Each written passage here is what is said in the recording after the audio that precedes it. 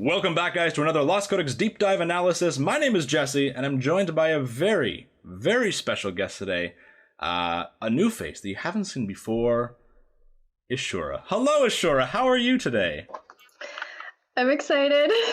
Excited is an understatement. For those who don't know who you are, Ishura, give us a very brief description of who you are. I am Ashura, and I love Queen Ajara. And that's all there is to it. 100%. Easily Ajara's #1 fan, and I knew when I was going to do an Ajara 8.2 analysis, cinematic, something, that there was only one person I could have brought on. And so when I asked Ashura if she would, it was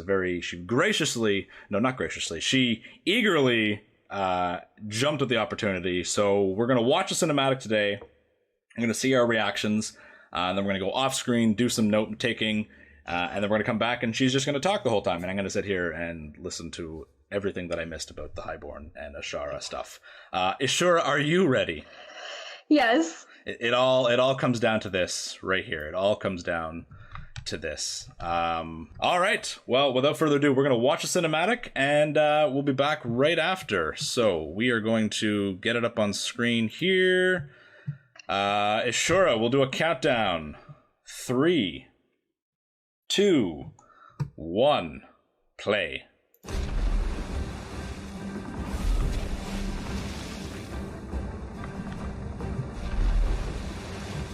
Oh, that knife. Keep on them! We cannot let them escape!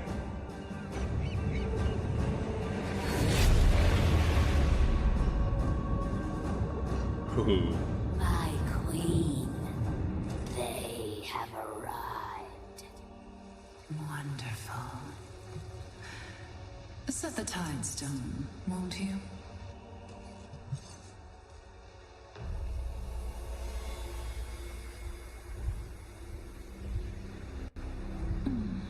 Feeling anxious, are we? How frustrating it must be for you. Still locked away. So powerless.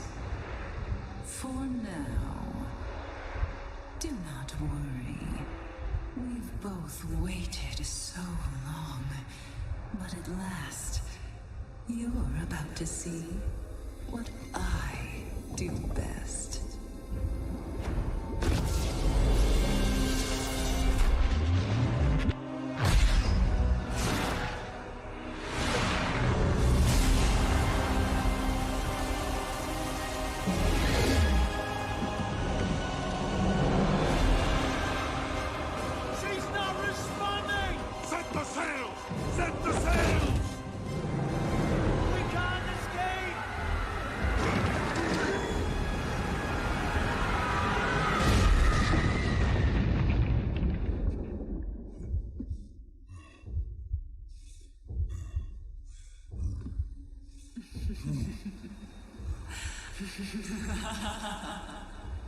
Welcome to Nazjatar. I've been waiting for you.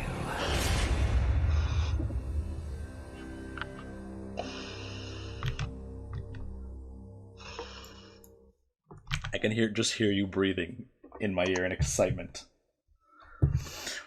Okay, a lot happened there. I think Ashura needs a moment to compose herself, and we're gonna come back and we're gonna break everything down, because there's so much that happened here, so much.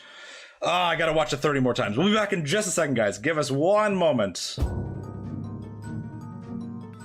We are back, guys, and oh my god, there is so much to talk about here. We're gonna dive right into it. We're gonna break it down as we go through, and some of the things that we point out might seem obvious. There's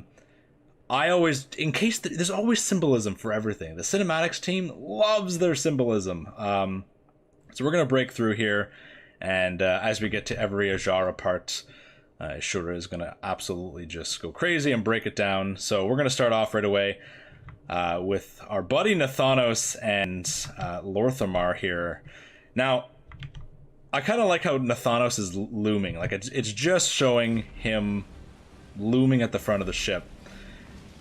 And Ishura actually pointed this out before the camera pans around fully, his stupid vampire collar's in the way, but he's looking down at the dagger very, very casually, and then he looks up as they're continuing on, almost like it's a compass, which is definitely not foreboding in any sort of way at all. We know that Xalatath is empty after the events of the raid. The Horde brings the dagger to Sylvanas. She tells Nathanos to take the dagger and follow it. Trust her and trust the dagger. And Lorthamar's there. Our buddy Lorthamar, full glory, full look at that beautiful HD model in the background there. And right away we see just what's going on with how many Alliance ships are actually chasing the Horde. It is vastly outnumbered. We cannot let them escape. There's a cool kind of even split between the Zandalar ships and the Undead ships, and then the Kultiran ships, which I think is a good way of showing how these allied races have been fully integrated into their respective factions. It definitely interesting that they didn't show any like regular Horde ships, but like the regular like typical Horde destroyers that we've seen for the last couple expansions. But we do know that this is Nathanos' mission. This is Sylvanas has told him to trust the dagger and trust her. So it makes sense that there's Forsaken ships, and of course, I believe that I don't know if it's actually made it to live, but Sylvanas has a line of dialogue where she says, "Take what remains of our fleet," and if this is what remains of the fleet, this is pretty telling as to how much the Horde really did lose in the Battle for Dazar'alor. That was a decisive Alliance victory, aside from, losing our boy Mekatork. Like, the Zandalari were left crippled, and I know that there's suggestion that the Zandalari is rebuilding their fleets as we speak, but, like, this shows, look how vastly outnumbered they are right here. And there's an interesting piece of dialogue. Again, I don't know if it made it in, don't know if it was data mined, but Lorthamar is here. But this is Nathanos' mission. We'll get to this after. There's an interesting part that I want to focus in on. But as you said, Ashura, there's a neat balance between the Kultira ships and the Alliance ships and the Zandalari and the Forsaken. Now, you said, I haven't actually done it on the PTR, but you said Jaina is in this fleet, correct? Yeah, she's in the beginning quest. So if you're in Nazjatar right now, you've seen her. But she's probably on a Kultiran ship, I would expect. Probably her dad's boat. And then we have the transition down, and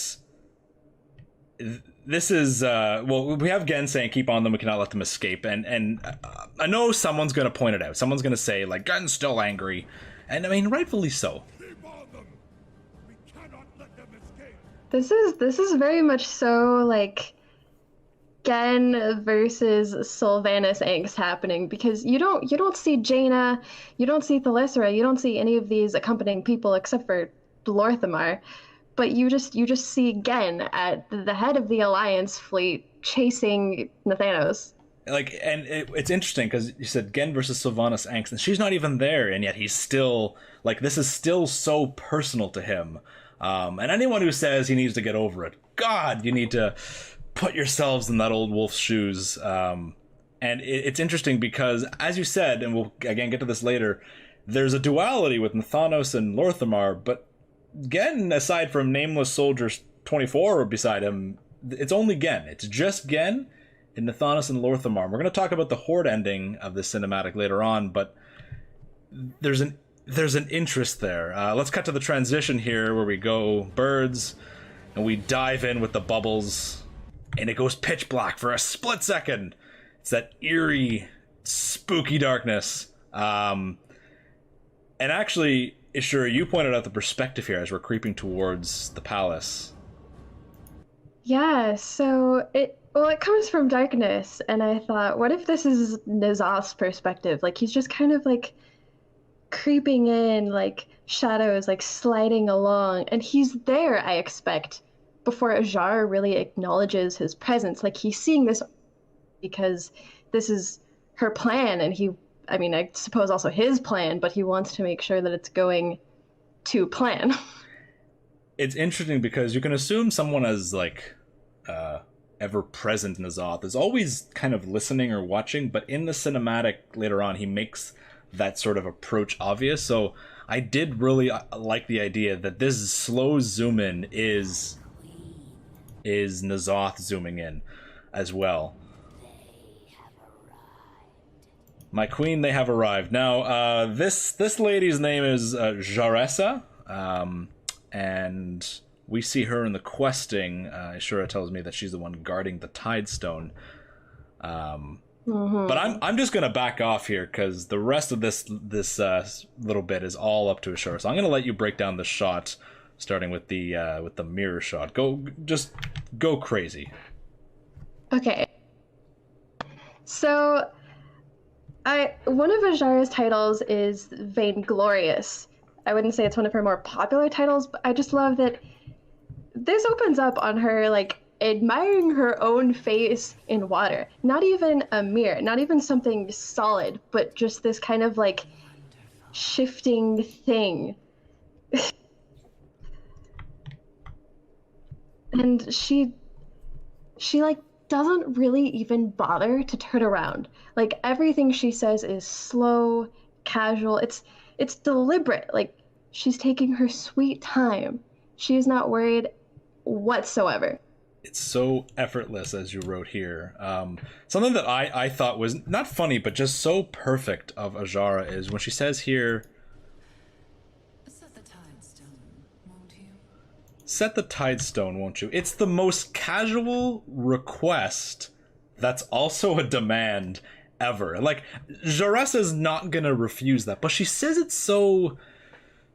she just, like, lets the words kind of fly at her mouth as if it's not even a bother, but still, she's a queen, and it's a demand. Like, the Jaressa Naga Centaur lady just clatters away, and as you wrote here, Ashura, it's just so effortless because no one's gonna refuse your queen, and there's no demand, there's no like snappiness in her voice. It's gentle, and that sort of all right, yeah, like I want to listen to you, absolutely, 100%. I'm already doing the thing you want me to do.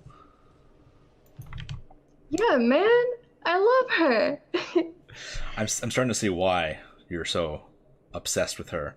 And the perspective here changes instantly. We have her eyes, when it's the glowing orange, and it goes to red in that reflection shot right there. She's looking at herself, and she kind of looks down, like maybe to the, like she's like looking behind her, looking at the reflection, because she knows things are changing. She knows that there's a new guest appearance in the room. She turns to look at the shadow. She's like, she is not afraid to lord it over him. Just when she's so powerless and pauses, just letting it sink in for a moment.